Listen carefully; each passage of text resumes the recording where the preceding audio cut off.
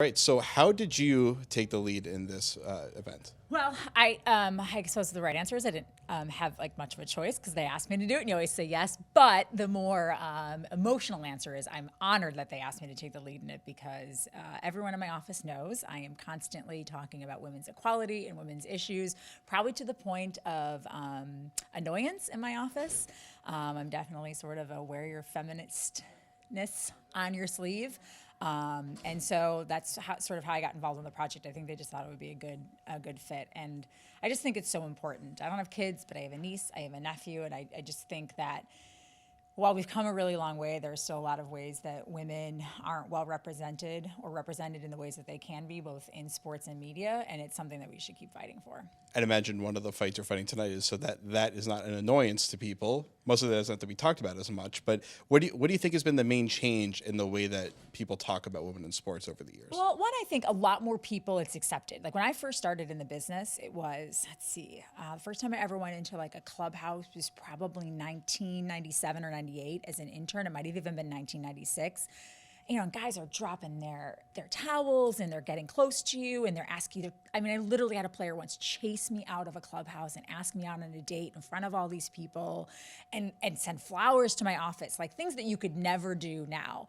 And say, well, you could, I've seen some yeah, stuff. you Not could, quite but that it's not, it's a little more frowned upon, and you have, I think, more avenues to go and say, hey, this isn't okay. So things like that don't happen. I can walk into a clubhouse now and feel fairly confident that I'm looked at as a professional. I feel like, for the most part, anyone, especially anyone who's 35 or 40 or older, seeing a woman on television or seeing a female athlete or an analyst, it's there. You can see it all the time. But when people ask me who I looked up to when I was getting into sports broadcasting, there wasn't anyone.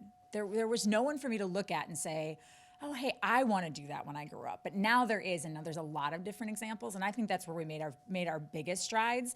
I would now like it to see where it's not just hosts and sideline reporters and social media people that are women that are in very prominent positions. I'd love to see, a first take run by a woman. I would love to see, NFL coverage headed by a woman on one of the main networks. I mean, that to me would be sort of play-by-play, analysts, those types of things. I think once we get to that point, there'll be true equality, and of course in the front offices.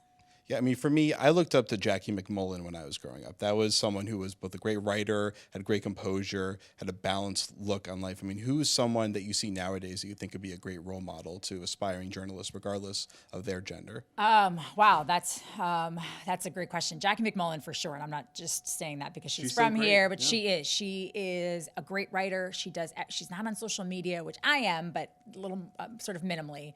The stories she does are well researched. She works very hard on them. Doesn't want to be first. She wants to be right. Bob Ryan, Dan Shaughnessy, Jeff Passan for Yahoo Sports is someone who, although he's very, very young, I think he does such a great job. I really love Sarah Spain for ESPN because I think she's fearless in a way that a lot of other women aren't. Where some women, I think, will try to couch their opinions and they're very worried about how it might come off. Sarah comes out full force. I look at the NBC network and you just talked to Andrea Joyce and Heather Cox and Michelle Tafoya and Rebecca Lowe. I mean, these are all women who, they weren't hired when they were 25. They were hired and have stayed with a network because they're so good at what they do. Those to me are good examples. Dana Jacobson at CBS, Hannah Storm at ESPN. I'm listing a lot of females, but I mean, obviously, I think males are easier to find. So those to me are some females that when I look at, they're real examples of how to do it right, how to have longevity in the business, and they're a sign that if you do things right and you're good at what you do, you can last past the age of 40. Because there was a time when you turn 40, it was like, see, you wouldn't want to be you. So, what's the one thing that you want to convey tonight? I want to just open the dialogue a little bit more, not just why it's important about how we talk about women in sports and how it affects women, but also how it affects boys and girls. Because I think what ends up happening is not only when we stereotype women, it doesn't just hurt girls, it hurts girls and boys in the long run. Because boys grow up thinking, oh, well, when they talk about girls, they talk about them, they throw like a girl. They're Sallies. They wear pink hats. They, a boys team who didn't play well played like they were wearing skirts. So all of that reinforces this perception that men are strong and women are weak. And I think if we really start to change that dialogue about how we talk about both, one, it makes girls feel strong. And two, I think it also helps to make boys feel like, man, if I'm upset about something and I cry, I can cry. If I want to play with dolls, that's okay too. If I don't want to play football, but I want to take ballet or dance, I can do that. To me, it's not just about equality for women. It's about opening the doors for everybody to be who they want to be. If you want to be good at football, take ballet. You'll be much more limber person. Yes, you'll be like, you have that sort of core strength and the poise. I mean, I think it was Lynn Swan who took ballet. Okay, very quickly, you brought up the phrase pink hat.